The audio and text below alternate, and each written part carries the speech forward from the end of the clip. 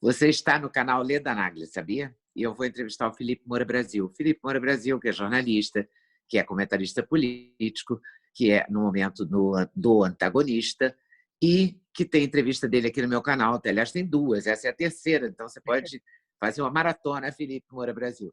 E eu vou começar perguntando para o Felipe como é que ele está vivendo essa quarentena, porque ele é jovem, tem 38 anos, está na quarentena, mas daqui a pouco ele ganha liberdade provisória ou liberdade condicional. E eu já não vou ganhar, já vou ficar aqui em prisão domiciliar, sei lá até quando, talvez até o Natal, né?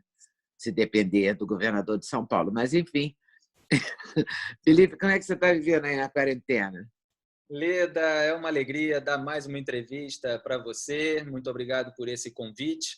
Eu estou vivendo a quarentena com a preocupação que eu sempre tive com a vida dos brasileiros, sempre tive a preocupação com o país, faz parte do meu trabalho. E, pessoalmente, fazia muito tempo que eu não podia trabalhar de casa. Eu trabalhei em veículos de comunicação e, anos atrás, eu trabalhei um bom tempo de casa, mas agora eu voltei, por força dessa pandemia do coronavírus, a trabalhar de casa. E então, assim, para mim, tem um lado de uma certa flexibilidade, mas é um momento muito duro e que exige muita leitura da gente. É um momento cheio de polêmicas, cheio de fla-flus políticos, ideológicos. Então, eu fico o dia inteiro lendo no celular, lendo no notebook, escrevendo, gravando vídeo, editando os meus vídeos para publicar no Antagonista. Estou lá no canal de YouTube do Antagonista também, youtube.com/antagonista. E é assim que eu estou, em casa, fazendo gravações como essa, que você está fazendo comigo também, de entrevistas com autoridades, com colunistas, com médicos, com especialistas que envolvem aí essa área da pandemia. Então, está sendo uma maneira de fazer alguns trabalhos experimentais no improviso, vendo como é que funciona. Todos nós agora, nessa fase de pandemia, estamos em busca de uma certa autonomia também. Talvez essa seja uma palavra que vai vigorar durante muito tempo na vida pessoal e também dos países, né, que muitos vão buscar uma autonomia para não depender de outros em cenários como esse. Eu acho que nada será como antes, vai ser a CDC mesmo, né? Antes do corona, depois do corona. Mas será que depois do corona o trabalho à distância, o trabalho em casa, o trabalho pela internet vai crescer muito, na sua opinião? Você acha que você vai trabalhar mais de casa também? O tal do home office vai valer mais? Vai Eu, valer para muito mais gente? eu aceitei a proposta do Antagonista para fazer um programa ao vivo, que iria começar, e aí veio a pandemia e a gente vai começar quando acabar a quarentena. Então, o programa ele vai ser no estúdio, não vai ser em casa. Então, a princípio, eu não vou estar em casa enquanto eu estiver lá no estúdio fazendo o programa ao vivo. Mas, certamente, durante esse tempo de quarentena, as pessoas estão desenvolvendo outras formas de trabalho em casa e vendo que muita coisa que elas faziam na rua, muita coisa que elas faziam no ambiente de trabalho, elas podem fazer com uma certa distância, com uma certa segurança, inclusive, economizando outros gastos. Então, eu acho que esse período de experiência vai trazer certas alterações, sim. E acho que as pessoas vão realmente buscar uma certa autonomia. Os patrões vão gostar desse home office. Quem puder trabalhar em home office, eu acho que os patrões vão gostar, porque diminui o custo de passagem de ônibus, aquele auxílio transporte, não é? O auxílio refeição, várias coisas serão. O aluguel, você vai poder diminuir o espaço da sua empresa, porque você tem funcionários em home office, então você acho que vai mudar tudo. Mas o que você está achando dessa. O que você achou dessa determinação do isolamento social? Você acha que foi exagerado, foi prematuro? O Brasil soube lidar com isso, está sabendo lidar? Hoje o Dória disse que vai revogar dia 11 de maio, começar a abertura, né? Olha, Leda, eu acho que numa situação inédita em relação ao vírus para o qual não existe medicamento, para o qual não existe vacina, e que chegou aqui quando já tinha matado milhares de pessoas em outros países, a primeira providência é ser prudente. Aliás, a prudência é a virtude primária na tradição do pensamento conservador, embora hoje esteja sendo achincalhada por pessoas que posam como conservadoras. Então, no primeiro momento, o isolamento social temporário, que é visto por autoridades médicas como uma necessidade, ele era necessário. A questão que se coloca é que, lamentavelmente, a discussão se descambou para um fla-flu entre defender isolamento social ou a movimentação da economia, quando, na verdade, ninguém estava defendendo, pelo menos ninguém em sã consciência, o isolamento social eterno. E a economia, claro que as pessoas precisam trabalhar, principalmente aquelas pessoas que dependem do seu ganha-pão diário, aquelas pessoas de baixa renda, os trabalhadores informais, essas pessoas precisam ter a sua remuneração, precisam ter o seu trabalho. Então, a questão é como conjugar essas coisas durante esse momento de tensão. Então, é preciso, sim, que o governo tome atitudes para gerar uma assistência às pessoas de baixa renda durante um período de maior prudência, em que se busca preservar vidas humanas em primeiro lugar, e também durante esse período que sejam tomadas as atitudes para preparar o sistema de saúde para uma demanda hospitalar que vai aumentando a cada dia conforme a epidemia avança. Então, nós tínhamos hospitais que não estavam preparados para essa situação. Falta equipamentos de proteção individual, os EPIs, faltam também os respiradores, ventiladores mecânicos, faltam kits de testes para as pessoas saberem quem está positivo, quem está negativo. Então, é uma equação muito difícil de se avaliar e é preciso ver como é que o vírus vai ter um impacto aqui no nosso país, que pode ser diferente do que em outros países, e no nosso sistema de saúde. Então, é preciso ter um momento de isolamento social para preparar tudo. E, durante esse momento, o governo precisa oferecer assistência às pessoas que necessitam e manter o abastecimento da população, tanto em alimentos, como em remédios, como em outros serviços essenciais, tomando vários cuidados necessários. E a cada dia se faz uma avaliação sobre a flexibilização dessas medidas restritivas, conforme for seguro para as vidas humanas nesse momento. E essa equação realmente é difícil, não tem uma resposta exata, principalmente porque, desculpa a extensão, o Brasil é um país continental que tem regiões que sofrem um impacto diferente, em razão de várias peculiaridades, como a densidade demográfica. A densidade demográfica aqui em São Paulo é muito maior. Aqui em São Paulo tinha muito mais gente que chegou do exterior, onde o vírus já estava circulando, e acabou contaminando outras pessoas. Rio de Janeiro é a segunda maior densidade demográfica. É preciso avaliar também o sistema de saúde de cada lugar. Então, nós estamos tendo praticamente um colapso lá no Amazonas, principalmente em Manaus.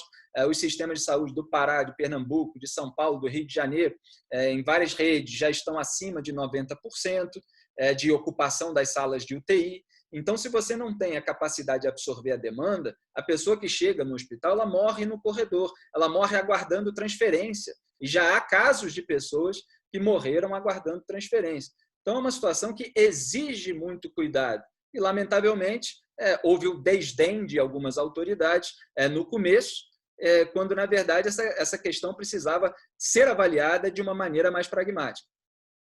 E de uma maneira menos fla-flu, quer dizer, politizaram, acho que dos dois lados, acho que tanto do lado do governo federal, do Jair Bolsonaro, como do lado do Dória, do Witzel, porque o Zema, por exemplo, não está politizando, ele está preocupado com o estado de Minas Gerais. O Ibanez, que eu nem tinha prestado atenção, confesso, e que amanhã, um dia desse, eu vou querer entrevistar, porque achei bastante lúcida as posições dele, está preocupado com Brasília. Acontece que quem se preocupou em politizar transformou tudo numa guerra, entendeu? E essa guerra só traz malefícios, eu não vejo benefício nenhum. Por exemplo, hoje eu fiquei assistindo a coletiva, você assistiu? Assisti a coletiva uma parte do ministro. Me pareceu que ele mais sensato, assim, querendo retomar, né, fazendo um plano, querendo avaliar o número de doentes, porque você deve ter recebido também, eu recebi um monte de vídeo de gente mostrando UTI vazia, de gente, repórter da mesma emissora, um de um canal, o outro do outro, ligados à mesma empresa, cada um dizendo que aquela pessoa que morreu, o seu Severino, era num canal. Ele morreu de AVC, no outro ele morreu de Covid-19. E o filho dele era o mesmo nas duas entrevistas. Então, não há hipótese de eu estar louca. Eu não estou louca, eu assisti esse vídeo. Então, as pessoas estão manipulando os números, não é? E é preciso ter um máximo de seriedade, tem que fazer uma coisa mais séria para poder a gente saber como é que bateu aqui essa pandemia, né? Beleza, então, Porque a gente não sabe efetivamente como é que bateu aqui, se o clima vai interferir ou não.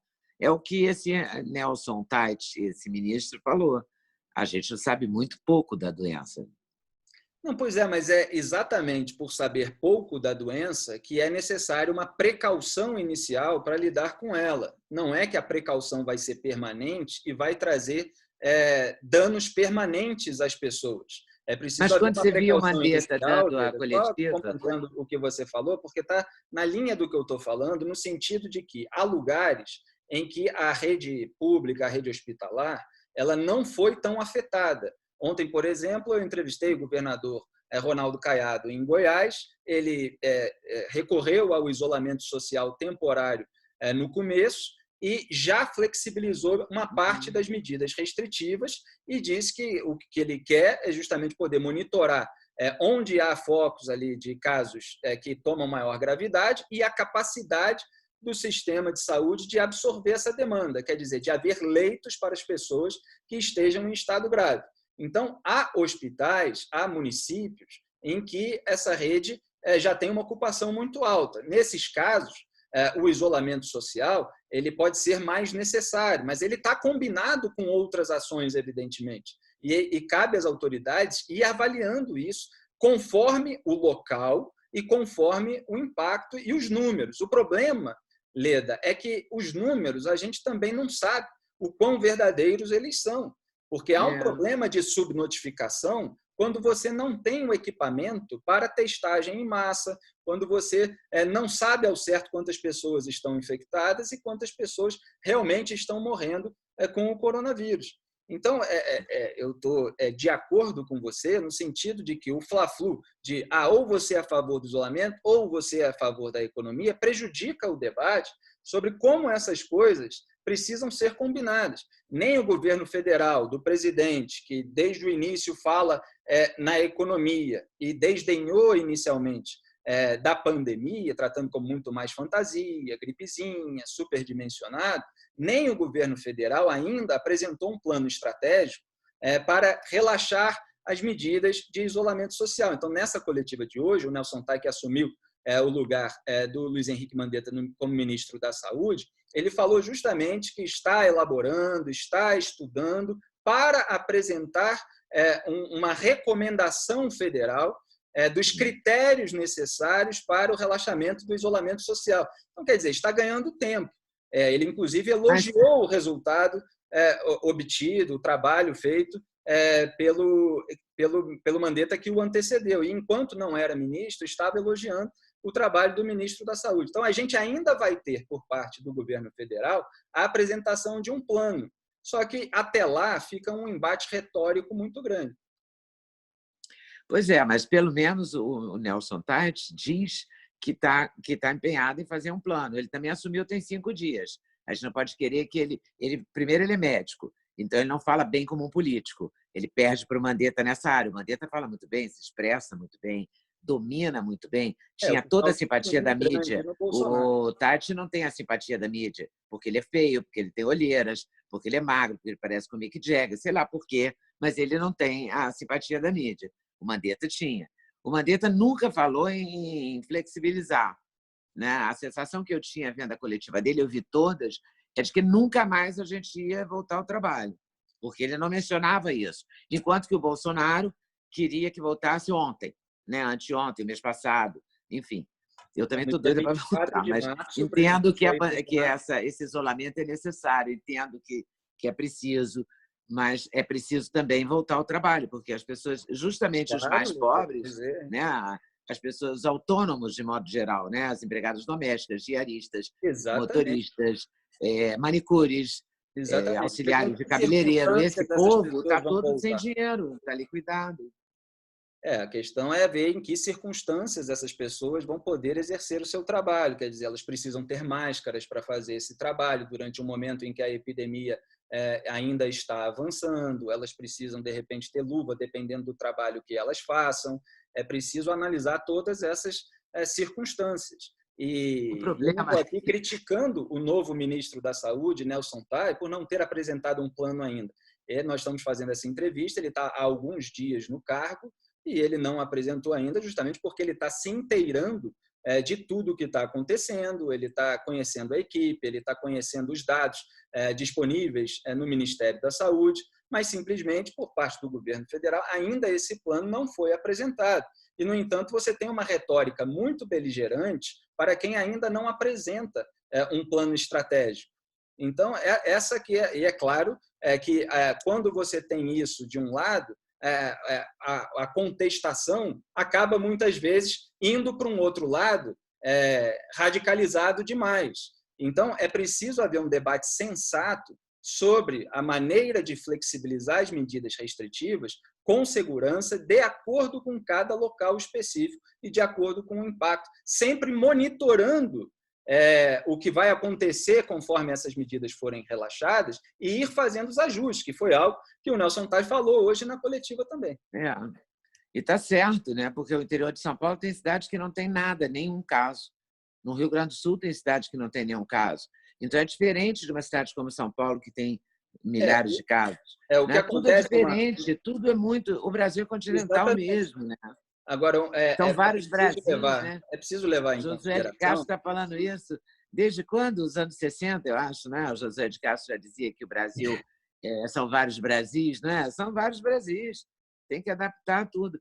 Agora, exatamente. O Bolsonaro é aquele jeitão dele. Leda, que existe uma preocupação, dependendo de cada lugar, evidentemente, porque a epidemia avança a cada dia. Então, há um contágio crescente, pelo menos enquanto ela está na sua fase mais aguda. Então, há uma preocupação em alguns estados que tem municípios em que os casos de contágio ainda não chegaram. No entanto, esses municípios, se o caso chegar, eles não estão ainda devidamente equipados para atender os casos graves. Então, houve problema, por exemplo, em algumas cidades dos Estados Unidos que não tinham nenhum caso grave e, de repente, surgiu um foco e aí houve um problema para atender a demanda. Então, quando uma epidemia, como ela avança conforme vai passando o tempo, é preciso justamente pensar alguns dias à frente para tomar cada um a sua medida. Né? Você acha que, se a gente não tratar da pandemia, tratar do governo e da política em geral, e do governo Bolsonaro em especial, porque é ele o presidente da República, você consegue listar para mim 3 acertos e 3 erros? 3 acertos e 3 erros do presidente da República? Da gestão Bolsonaro. Olha, eu gosto de... Não, você pode ampliar esse número, tá? Eu falei 3 só porque eu fui, assim, digamos, econômica, mas você pode falar 5, 10, o que você quiser. Olha, eu acho que a figura do Paulo Guedes ela é importante como ministro da Economia e era um cara que apresentou as suas ideias já ao longo da sua vida, tem uma qualificação extraordinária, passou lá pela Universidade de Chicago, sempre foi um liberal no sentido clássico econômico, defensor da redução do tamanho do Estado, e como a gente tinha um Estado inchado durante muitos governos, e principalmente durante os últimos governos, era fundamental que entrasse alguém com a mentalidade dele no governo. E ele se aliou ao Jair Bolsonaro, ali ainda durante a campanha, e isso foi importante. No entanto, há um choque de mentalidade do Paulo Guedes com o Jair Bolsonaro, porque o Jair Bolsonaro nunca foi assim tão liberal quanto é o Paulo Guedes. Eu escrevi artigos em 2018 questionando até onde iria esse liberalismo econômico, é bom que fique claro, que passou a ser adotado pelo Jair Bolsonaro.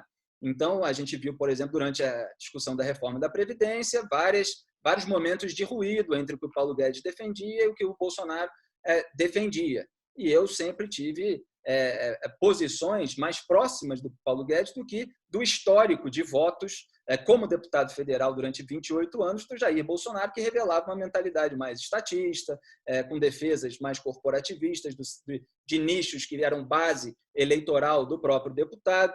Então, há essa tensão, e essa tensão ela está presente em vários ministérios. Sérgio Moro, por exemplo, perfeitamente qualificado para ser ministro da Justiça. Eu acho que ele fez um bom trabalho na Lava Jato, um trabalho fundamental na história recente do Brasil. Ele é odiado muitas vezes pelos seus acertos, e ele chegou ao governo e ele está, de fato, se empenhando no combate a facções criminosas, tendo maior sucesso no combate às facções criminosas armadas do que no combate, por exemplo, à corrupção na classe política, porque aí ele enfrenta todo o corporativismo de políticos que têm rabo preso, de políticos que estão investigados, de políticos que já foram condenados, que são amigos de condenados, que são amigos de presos ou de pessoas que acabaram de sair da cadeia. E, nesse ponto, também existe um choque entre o Sérgio Moro e o Jair Bolsonaro, como ficou ainda mais claro, depois de vários ruídos durante 2019, no final do ano, quando o Sérgio Moro recomendou que o Jair Bolsonaro vetasse a criação da figura do juiz de garantias, que na prática cria a quinta instância no Brasil, dividindo a primeira em duas. Então, o juiz da fase de investigação ele é escanteado e a sentença passa a ser feita por outro juiz. Ele recomendou que o Bolsonaro vetasse a restrição à prisão preventiva, e o Bolsonaro não vetou, ele sancionou. Ele recomendou que o Bolsonaro vetasse a restrição à delação premiada, e o Bolsonaro não vetou, o Bolsonaro sancionou. O juiz de garantias ele defendeu, inclusive, na live que fez subsequente àquela sanção. Então, há esse choque. E as minhas posições nessa área sempre foram mais próximas do Sérgio Moro. E existem outras áreas aí. O Mandetta também tem um histórico de medicina. Eu estava mais próximo da posição dele do que da posição do Bolsonaro nesse período de pandemia, embora é claro que eu acho que a coisa se transformou num fla-flu desnecessário, mas aí envolve outras questões políticas no meio. E então, Leda, a minha posição em relação a esses ministros, que são os principais do governo Bolsonaro, é que eu defendo mais os ministros do que as intervenções do Bolsonaro na área deles. E o Bolsonaro havia dito lá atrás que esses ministros teriam carta branca, etc., e não foi o que aconteceu na realidade. Isso precisa ser exposto também. É claro que ele é o presidente, ele toma essas decisões e cabe à população avaliar cada decisão, o que está correto e o que não está. Você não apontou nenhum acerto do governo Bolsonaro. Apontei o acerto na escolha do Paulo Guedes. Então, o Ministério, a gente pode dizer que o Ministério é um acerto. A escolha do Ministério é um acerto. Não do Ministério inteiro. Acho que tem ministros que ainda precisam mostrar resultado. Não todos os ministros, mas o ministro Tarcísio, por exemplo, foi uma escolha boa. O ministro Tarcísio foi uma ótima escolha e que consegue mostrar resultado. A ministra Tereza Cristina foi uma ótima escolha e que mostra resultado também. E, no entanto, há setores ali do bolsonarismo que já tentam fritá-la, porque, por exemplo, ela fez campanha para nomear para que fosse eleito, né, o candidato chinês a uma agência da ONU, e aí tem uma rivalidade em relação a esses assuntos, porque aí envolve questões também ideológicas, a rejeição ao regime comunista chinês, e aí ela fez algo que favoreceu a China, então, por isso, já tem militantes querendo fritá-la. Então, assim, tem esses 4 ministros, pelo menos, Paulo Guedes, Sérgio Moro, Tarcísio e Tereza Cristina, eu estou falando bem das atitudes deles praticamente desde o começo do governo. Eu critico, geralmente, quando eles têm alguma tutela em relação a decisões corretas, em relação a recomendações corretas. Aí eu faço devidamente a minha crítica. No caso do Tarcísio, não teve, porque é uma área realmente mais técnica, de infraestrutura, que foge um pouco a esses embates políticos, em relação também ao noticiário criminal, ou até de questões de agricultura, que tem aí um peso maior no debate público. Que time de futebol? Você é carioca. Sou Você Flamengo. torce para que time? Flamengo? Pelo Sou menos Flamengo. isso você tem em comum com o Tarcísio. Ele também é Flamengo e ele é Flamengo. Com o Hamilton Eu não Mourão, gosto de falar inclusive. Flamengo doente, eu vou dizer um Flamengo saudável, mas bem Flamengo ele. Então, eu vi, porque na entrevista que eu fiz com ele, ele enalteceu muito o Flamengo. Felipe, me diz uma coisa: você faz um jornalismo independente. Você, às vezes, é muito criticado por isso, por não apoiar o Bolsonaro, ou não favorecer o Bolsonaro, ou não elogiar o Bolsonaro, por essa área chamada ideológica, digamos assim. Concorda comigo ou não? Estou errada na Tem colocação? uma palavra que você usou que eu não usaria, porque Qual? você diz que eu sou criticado por essa ala. A crítica, Leda, ela é uma das coisas mais raras no momento em que uma crítica verdadeira incomoda. Geralmente, o que se tem é um ataque histérico, é um xingamento, é uma tentativa de assassinato de reputação. É isso que a gente vê todos os dias nas redes sociais, e quem quer que tenha um grande alcance, uma grande influência, sabe exatamente a quantidade de pessoas. Basta entrar em todas as minhas redes sociais, nos comentários, vocês vão ver um monte de xingamentos, e raramente, Leda, se faz a análise argumentativa, lógica e factual, respeitando o argumento e a colocação do outro, reproduzindo esse argumento, fazendo uma decomposição analítica dele. Eu passei muitos anos na internet fazendo exatamente isso, sobre as mentiras circulantes, muitas delas oriundas da imprensa. Então, pegava-se a matéria, pegava-se cada parágrafo e se desconstruía, respeitando o argumento adversário. E sempre critiquei os militantes de esquerda justamente por não fazerem isso e tentar manchar a imagem da pessoa que fez uma crítica incômoda ou que noticiou algo que o governo não se interessava em que fosse noticiado. E agora, lamentavelmente, você tem setores da direita que fazem a mesma coisa. Então, você distorce aquilo que a pessoa diz para tentar refutá-la com maior facilidade. E esse é um típico estratagema que não tem nenhum efeito intelectual, é simplesmente a tentativa de você manchar uma reputação para obter uma vantagem política. E isso eu rejeito, eu repudio todos os dias, porque eu sei que as minhas críticas incomodam e essas reações, elas só mostram isso. Mas essas reações não são, são contra você e contra todo mundo que não pensa igual, porque a questão é, se você não pensa igual a mim, eu tenho que assassinar a sua reputação ou cancelar você. Está sendo assim no Brasil atualmente. Aliás, não é Exatamente. atualmente, não, porque o Olavo de Carvalho, por exemplo, que você lançou o livro, que você trouxe, fortaleceu muito o nome dele, trouxe o livro dele para os primeiros lugares das listas de mais vendidos. Não estou errada, estou certa, não é? Tá, Não absolutamente confirma? correto. Pois é. O Olavo também sempre sofreu esse assassinato de reputações, e qualquer um de nós. Eu, por exemplo, quando entrevisto alguém dito de direita, eu tomo muito, muito xingamento. E se eu entrevisto de esquerda, também tomo muito xingamento. Porque se eu entrevisto de direita, eu sou de esquerda. Se eu entrevisto de esquerda, eu sou de direita. Então, tanto faz. Se eu entrevistar o Eduardo Bolsonaro ou o Guilherme Boulos, eu vou ser xingada do mesmo jeito. Só vai variar a ideologia de quem está xingando. Essa que é a verdade. Exatamente, Leda. Então, você tocou num ponto muito importante, que é o que eu chamo de mentalidade e comportamento tribais. Então, são pessoas que elas simplesmente têm empatia por algumas personalidades políticas, por alguns grupos políticos, e elas não se baseiam em princípios e valores, por exemplo, que são coisas abstratas, que precisam ser aplicadas a cada situação específica. Eu, como jornalista, como autor de textos, de artigos, de vídeos, eu preciso exercer a inteligência sobre cada situação específica, independentemente dos envolvidos, e exercer buscar, né, essa coerência durante todo o meu trabalho, porque governos vêm e vão. O governo do PT passou, esse governo vai passar, mesmo que haja qualquer reeleição, sucessão, em algum momento se passa, e eu espero estar aqui podendo avaliar cada governo.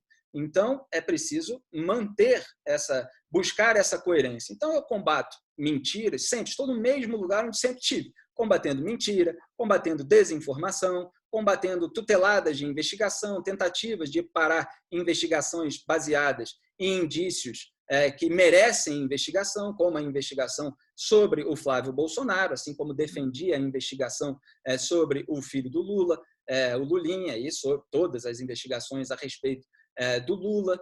Então, muita gente, lamentavelmente, acaba se identificando com grupos políticos. E, para além disso, né, já que você tocou no tema da entrevista, elas não querem sequer que as pessoas que falem mal do grupo político que elas passaram a defender tenham um espaço para fazer isso.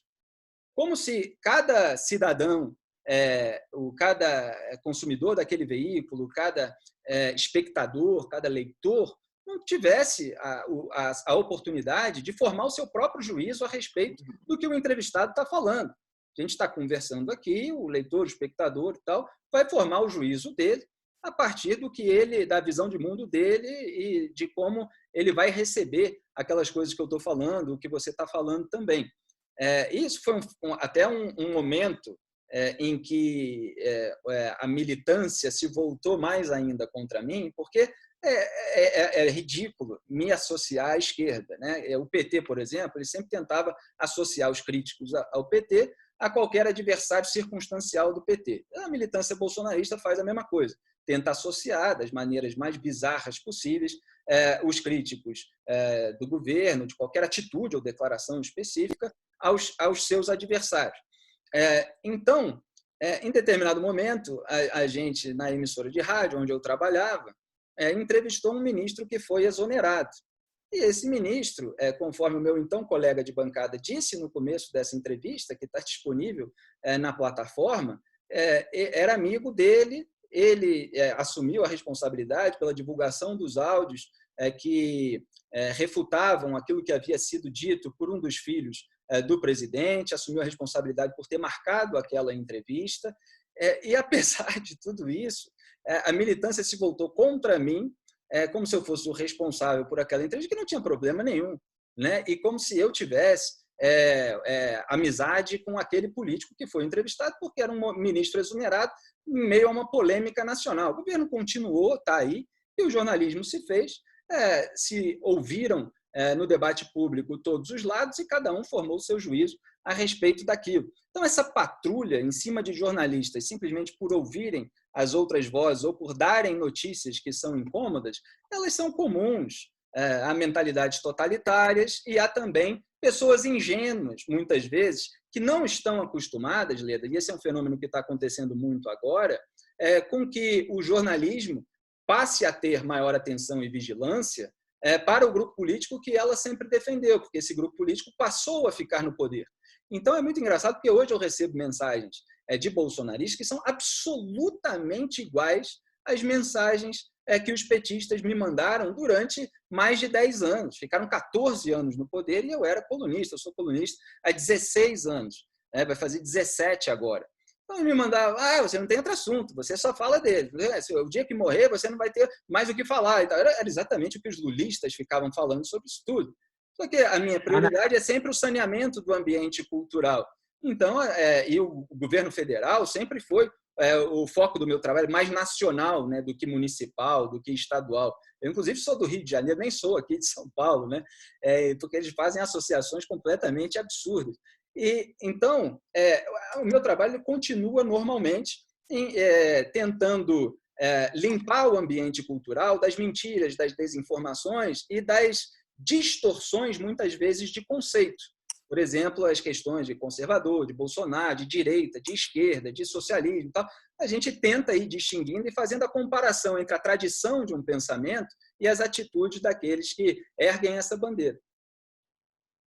Eu quero colocar o seguinte, na verdade, não são só os chamados bolsonaristas. Os jornalistas também tomam partido, fazem o jornalismo militante. É muito raro. Eu acredito nesse jornalismo que você falou. Eu acredito e exerço no meu canal, e vou ser xingado o resto da vida, mas vou continuar fazendo, que é entrevistar todas as ideologias, todos os lados, todas as pessoas de todos os matizes. Mas há jornalistas, e muito conhecidos que detestam e que participam dessa mesma irritação dos bolsonaristas, vamos dizer assim, entendeu? Que criticam a mim, a você eu não sei, mas a mim criticam muito por eu entrevistar pessoas que eles não gostariam de entrevistar. Eles acham um absurdo eu dar voz a Então, Leda, determinadas pessoas. Eu sinto isso também, mas, ao mesmo tempo, eu não vou abrir mão disso. Eu gosto de poder conversar com todas as pessoas, o que não quer dizer que eu vou ficar amiga delas, né? Não frequento a casa delas, não tomo um Exato, chopp com elas, mas eu as entrevisto, ponto, entendeu? E cabe ao telespectador, a quem assiste o YouTube, no meu caso atualmente, ou fazer a sua opção e fazer a sua escolha. Eu não tenho que fazer a escolha pela pessoa. Exatamente. Né? E eu critiquei durante muitos anos em que o PT estava no poder, e só estava no poder porque os meios culturais e de ensino estavam nas mãos da esquerda. Eu critiquei durante muitos anos a militância de esquerda na imprensa, tentando, na medida do possível, fazer as distinções também, que raramente são feitas por militantes à esquerda e à direita, entre repórteres e colunistas.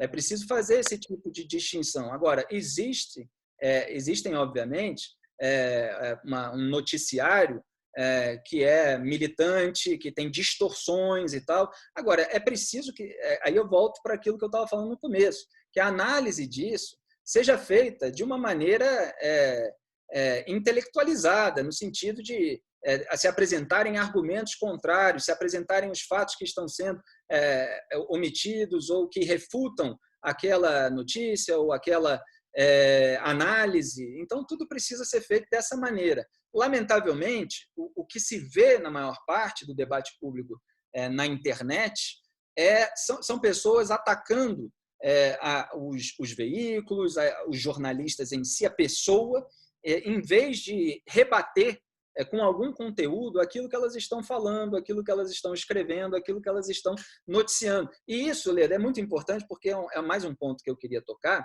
A realidade não é estanque. Então, por exemplo, eu, em 2018, na campanha do Bolsonaro à presidência da República, eu critiquei várias vezes a imprensa, porque ela fazia, muitas vezes, não ela como um todo, mas várias matérias da imprensa, e aqui eu vou ter que falar de uma maneira genérica, não vai dar para especificar cada uma, mas se forem olhar os meus artigos, meus comentários, eu analisei cada uma. Mas havia muitos ataques por parte de jornalistas ao Bolsonaro por motivos que eu considero errados até hoje, e com rótulos que eu considero errados até hoje, ou pelo menos aquelas expressões foram usadas contra ele pelos motivos errados. Talvez uma análise mais profunda possa encontrar algum traço daquilo que foi dito em alguma parte do bolsonarismo, mas aquilo estava errado. Então, eu apontava isso o tempo todo. E era muito difícil, como sempre é durante um ano eleitoral, você fazer a distinção sobre aquilo que é imoral, por exemplo, aquilo que é negativo, que é ruim, que você repudia. Eu repudiei várias coisas durante a campanha do Jair Bolsonaro. Você ter secretário parlamentar lá em Angra dos Reis, sem apresentar, por exemplo, um trabalho sólido, pode ser visto como um gasto público desnecessário. No entanto, aquilo pode ser considerado um crime? Não, porque a Câmara lá permite que se tenha 25 secretários parlamentares, tanto em Brasília ou no estado de origem do deputado federal. Aí a imprensa foi lá e viu que ela não estava no local de trabalho, aí o Bolsonaro disse que estava de férias, aí entram várias nuances ali naquele caso específico. Mas você não pode usar as questões para além do que elas são. Então, se é um problema de, olha, como deputado, Bolsonaro não fez o devido gasto público, se excedeu ou estava gastando com coisa que não trazia alguma produtividade para o país naquele momento. Bom, isso é uma coisa. Agora, querer acusá-lo de um monte de crimes e tal, como se faz muitas vezes, se fazia principalmente em 2018, com declarações, ele deu declarações que eu repudiava, e eu repudio até hoje.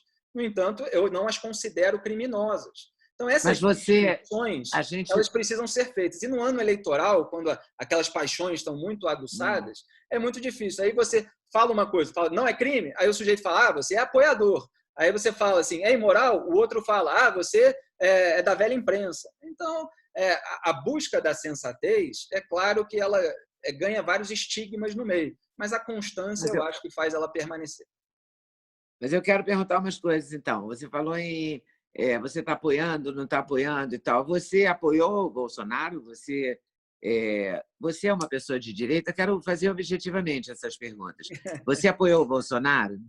Eu jamais declarei apoio a um candidato presidencial no Brasil. Não me sinto na necessidade de fazer isso nunca. Eu faço a minha análise do cenário. Então, você pega E os você, candidatos e você vê as suas declarações, as suas atitudes, os seus históricos, aquilo que você, como comentarista, e aí é diferente, é claro, da atuação de repórter, embora, é claro, que há comentaristas que façam matérias noticiosas. Mas, como comentarista, você faz a análise daquilo de acordo com o que você acha daquilo também, de acordo com o seu histórico de opiniões. E você faz a análise do resto. Eu acho que o Bolsonaro ganhou em 2018 porque era uma opção realmente diferente daquelas que estavam lá há muito tempo, repudiadas pelo restante da população.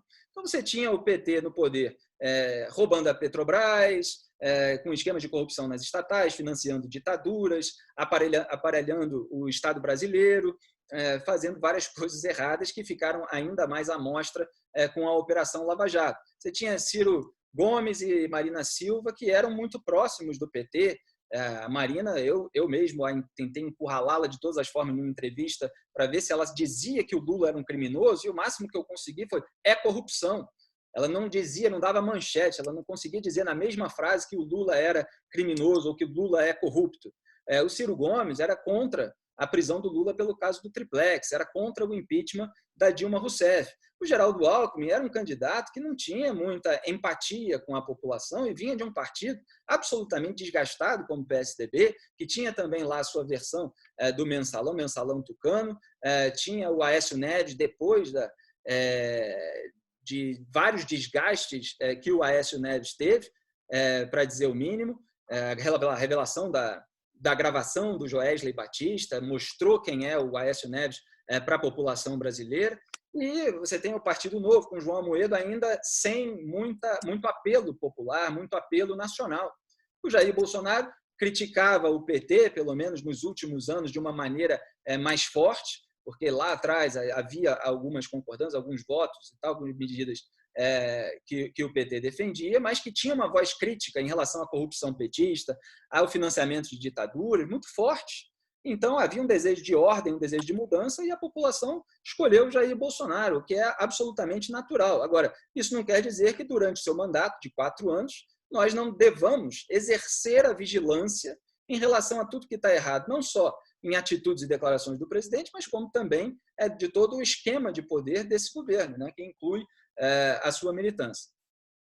Você é uma pessoa de direita, é conservador, é um liberal? Quem Eu é preciso você dizer que politicamente? eu me considero um conservador, na tradição do pensamento conservador, né? Sempre estudando cada vez mais o pensamento conservador, e busco defender isso. Me considero uma pessoa de temperamento conservador, né? Que é uma expressão usada pelo Roger Scruton, um filósofo britânico, né? Que até o Eduardo Bolsonaro disse que é referência intelectual dele, mas não soube nem citar um livro, só tinha visto um vídeo no YouTube, disse que ainda leria a respeito dele. Então, vale muito a pena ler o Roger Scruton, o livro Pensadores da Nova Esquerda, o livro Como Ser Conservador, o Russell Kirk, autor americano conservador, que redescobriu o gênio, né? Inclusive, isso virou o título de um livro dele, sobre o Edmund Burke, que é considerado o pai do conservadorismo, um político e pensador irlandês. Toda essa tradição, que tem na prudência, inclusive, a sua virtude primária, ela precisa ser lida, precisa ser absorvida pelo público brasileiro. E as pessoas que realmente tiveram contato com isso, elas veem várias discrepâncias em relação às atitudes de várias pessoas ligadas ao bolsonarismo. No entanto, existia no Brasil uma lacuna na política e uma lacuna muito grande também nos meios culturais, Leda, de pessoas que dessem argumentos, por exemplo, e que defendessem a não legalização das drogas, a não legalização do aborto, penas mais duras para os criminosos, toda essa lista que nos Estados Unidos é bastante utilizada para distinguir direita e esquerda, embora as coisas não se limitem. Aqui no Brasil, mas é diferente, só terminar. Mas aqui no Brasil, elas foram representadas pelo Bolsonaro. São bandeiras que ele defende. Não, exatamente, é esse ponto que eu queria dizer. Então, o Bolsonaro vocalizou esse sentimento, essas opiniões majoritárias no Brasil, pelo menos de acordo com o que as pesquisas demonstravam há anos, e nós apontávamos que não, tem vários artigos a respeito disso, que não tinham representatividade na classe política e também nos meios da comunicação. Eu sei, porque entrei nesses meios e sofri toda forma de estigmatização, né, de estigmas, por parte de pessoas desse próprio meio. Então, a gente ajudou a abrir espaço para esse contraditório que boa parte do nosso establishment de então não permitia. E havia uma conexão, uma sintonia com a maioria da população. Quando veio um político levantar essas bandeiras, ele teve um acolhimento popular. E é claro que houve toda uma confluência de fatores naquele momento, a Lava Jato desmascarando os esquemas de corrupção e com a internet podendo, abrindo margem para que se refutasse as mentiras circulantes originárias do grupo político esquerdista. Eu vim da internet. E a internet é acusada, os robôs do Bolsonaro. Você tem um artigo até na Cruzoé. O meu artigo não é sobre robôs, o meu artigo na Cruzoé, que virou capa da Cruzoé, é sobre militantes, né, bolsonaristas. Aí é um artigo longo que envolve vários nomes em várias situações diferentes, né? Não dá para resumir todos os casos em um só, porque são coisas diferentes, mas há, por exemplo, Leda, aquilo que eu passei a chamar de militância de gabinete, né? Que são pessoas empregadas em gabinetes parlamentares, né, de deputados, por exemplo, em assembleias estaduais, como a do Rio de Janeiro, de São Paulo, de Minas Gerais, que atuam na internet sem revelar no seu perfil, sem revelar na sua descrição, sem revelar nas suas postagens, que recebem dinheiro nesses cargos de militante de gabinete. E eu zelo sempre pela transparência. Então, o público que está ali atuante na internet, vendo ali, recebendo aquelas posições de um influenciador, né, se é que se pode dizer isso, porque há casos ali até menores do que influenciadores, eles deveriam saber quais são os cargos que essas pessoas têm dentro da máquina pública. Você acha que eles tiveram... Isso faz parte da... Você acha que eles tiveram um peso muito importante na eleição do Bolsonaro? Não, olha, a militância de gabinete foi algo que veio depois da eleição, porque depende unicamente do cargo que esses políticos, não só no governo federal, obtiveram por meio da eleição, né? Há vários outros ali que já eram parte da militância bolsonarista, no sentido de que estavam junto da campanha do Bolsonaro, defendendo que ele fosse presidente da República. Agora, cabe ao jornalismo... Apenas continuaram defendendo, então. Oi? Eles continuaram defendendo, então. Não, só que agora remunerados, é isso que você quer dizer? Não quero dizer isso para todos os casos. Há pessoas que já defendiam e que ganharam cargos quando o Bolsonaro foi eleito, e há pessoas ali que ganharam cargos e que eu nem sei, talvez, porque elas só me interessaram agora pelos cargos que ganharam, para que eu informe as pessoas sobre esses cargos, se elas já estavam defendendo ou não.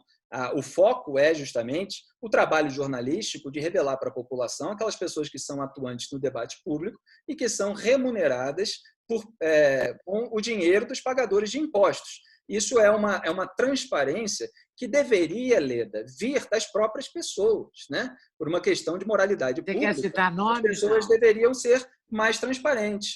Não faço a menor questão. O meu artigo está lá. Para quem quiser ler, tem nome, sobrenome e todas essas informações sobre militantes de gabinete, a matéria vai além disso, evidentemente, elas podem ser verificadas nas folhas de pagamento das assembleias legislativas, por exemplo. Me diz uma coisa, quando você citou os autores conservadores, eu senti falta do Olavo. Não, é que você já tinha citado. A obra... Mas você, com a sua digamos, a sua independência jornalística te afastou do Olavo, de alguma forma? Aí é uma análise que cabe a cada um fazer, Leda. O que aconteceu a respeito do livro foi que aquele livro, naquele momento do país, eu considerei e considero importante até hoje que ele fosse Foi um feito. marco, né? Um Foi um marco, sem marco. dúvida, ele foi lançado em 2013. A Lava Jato ganhou maior repercussão em 2014, quer dizer, ele foi anterior a esse crescimento Uhum. da Lava Jato. As manifestações pelo impeachment da Dilma, elas vieram em 2015, ganharam maior repercussão ali. Então, o livro antecedeu isso. E ele teve uma influência na mudança cultural, que depois resultou numa mudança política, muito grande. Agora, o livro ele precisa ser avaliado em si. E, lamentavelmente, no debate público brasileiro, as nuances elas sempre se perdem. Então, tinha muita gente que criticava artigos do autor por serem pessoas de esquerda, que tinham uma posição contrária a dele e faziam acusações que eu mostrava que não tinha cabimento, né? E aqueles artigos eles tinham diagnósticos, muitos diagnósticos corretos a respeito daquele momento do país.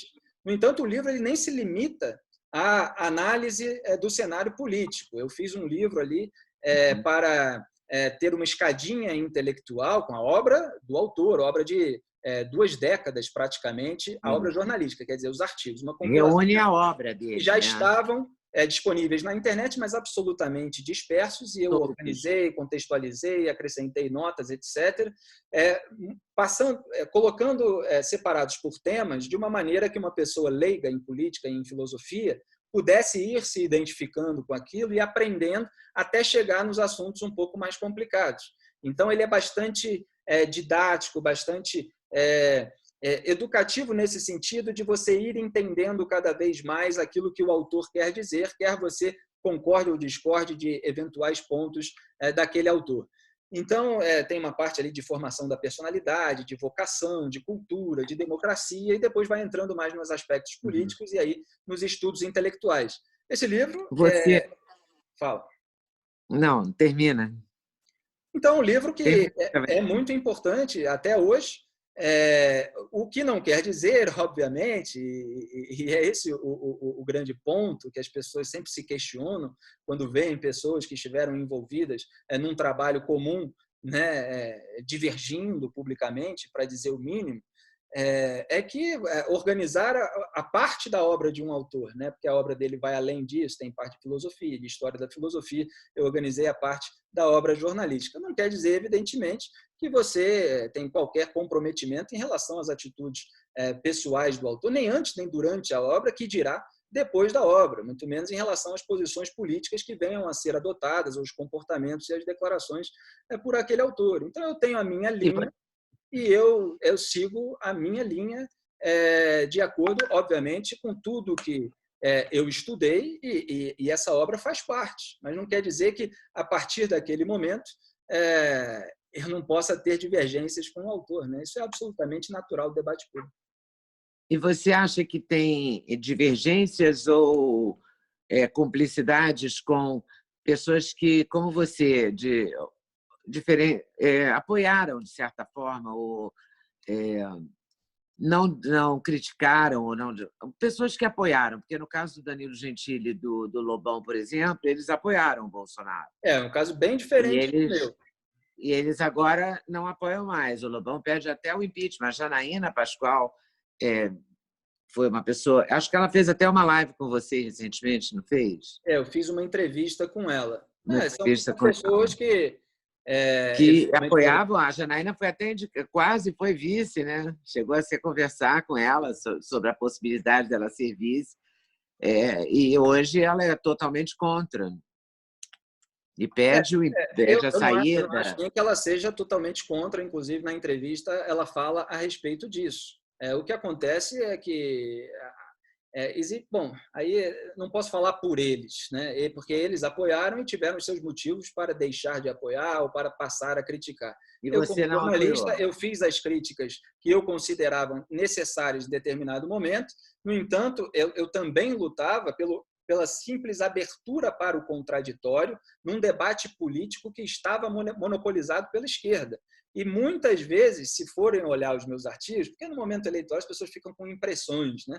Depois você vai olhar aquilo ali, você vai ver que muitas vezes tem divergência em argumento, tem até um artigo que eu falo das posições em comum, mas com argumentos diferentes, de posições que eu não defendia, que dependiam de uma redação do texto legislativo, por exemplo, uma série de comportamentos com os quais eu nunca compactuei. Então, sempre teve esse tipo de análise, uma análise mais minuciosa.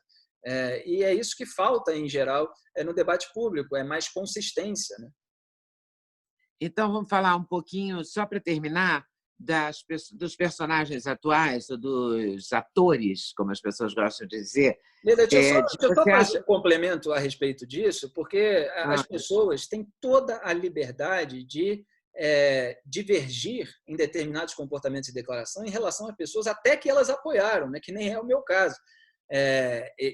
Lamentavelmente, a gente vê uma militância muito melindrosa, que não aceita nem a mais mínima ressalva e que acaba tentando assassinar a reputação em razão de ressalvas, em razão de críticas. E isso, muitas vezes, acaba alimentando até que essas críticas acabem sendo turbinadas, né? Então, é preciso que as pessoas, muitas vezes, vejam que determinadas críticas são, inclusive, benéficas para o governo. Eu fiz muitas críticas em relação a determinadas atitudes e determinadas declarações que acho que se o Bolsonaro tivesse seguido, o governo poderia estar numa situação melhor, e várias vezes ele seguiu.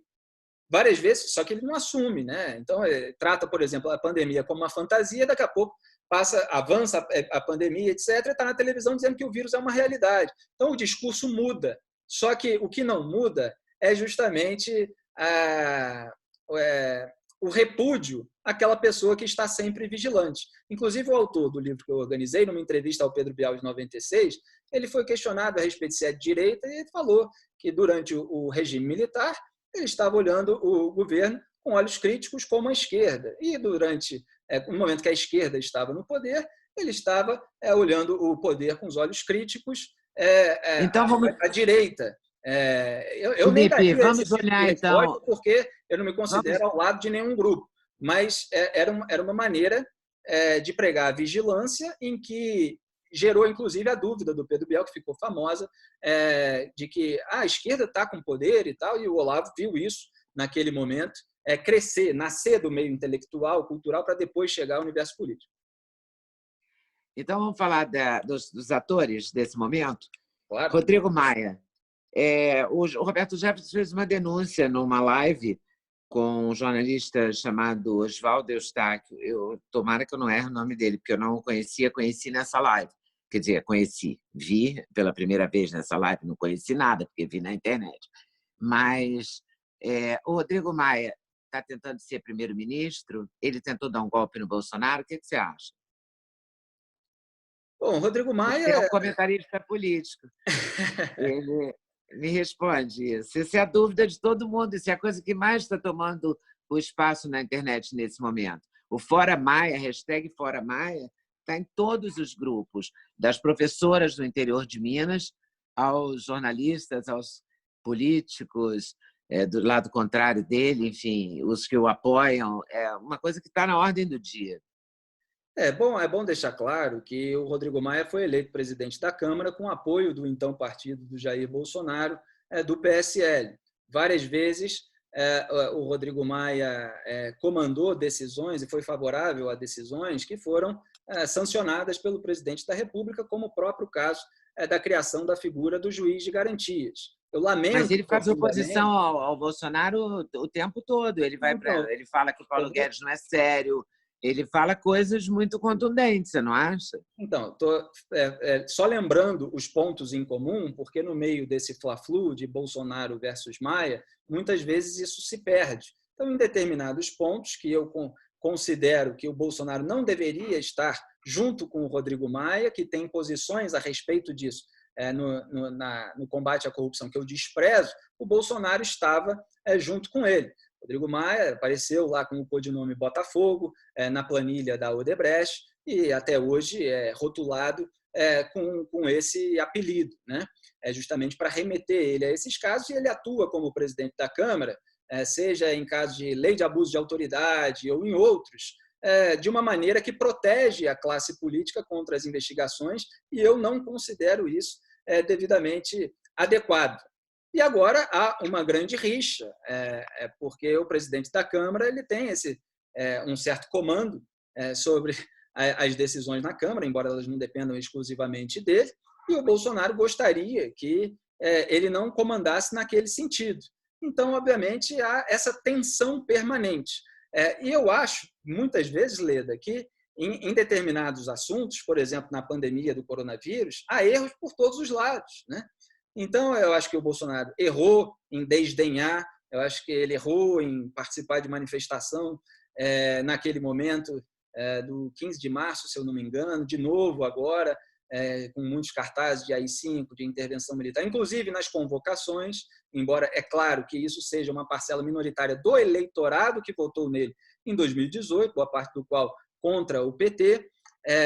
Então, o Bolsonaro, nesse momento, ele desdenhou da pandemia do coronavírus, e o Rodrigo Maia, por outro lado, está ajudando ali a liberar verbas para os governos dos estados, por exemplo, sem exigir a contrapartida, e isso é questionado mas pelo isso não é grave? bolsonarismo. Isso não é grave? Claro, Leda, isso vai merece... falir o Brasil.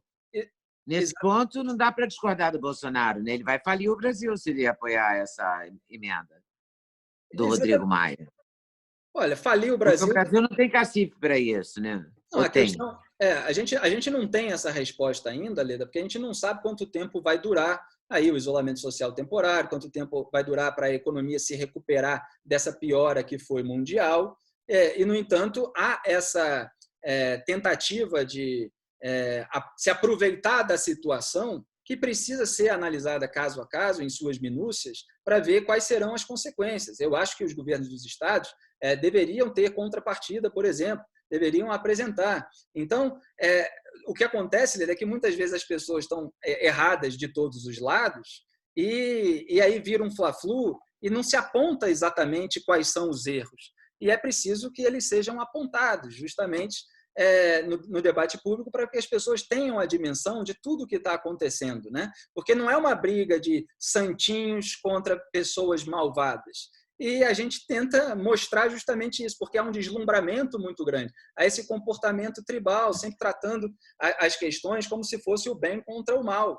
E, no entanto, há vários pontos em comum. O Bolsonaro sancionou o fundão eleitoral de 2 bilhões de reais, e o Rodrigo Maia vetou a hipótese de que o fundão eleitoral de 2 bilhões fosse revertido para o combate à pandemia.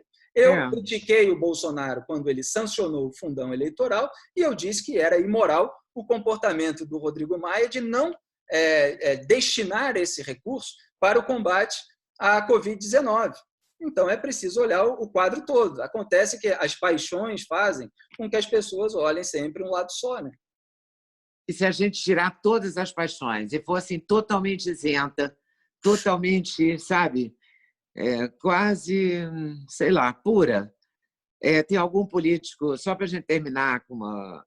já que acho que com esperança não terminaremos, será que tem algum político brasileiro que aparece de uma maneira que nesse momento parece ser a pessoa mais séria, mais correta, mais transparente? Olha, você vê alguma possibilidade, algum partido? Porque eu não consigo ver, sabe? Então, eu estou confiando em você, que é comentarista, que tem mais experiência que eu nessa área de política. Se fosse uma pergunta mais simplória, seria assim: quem presta?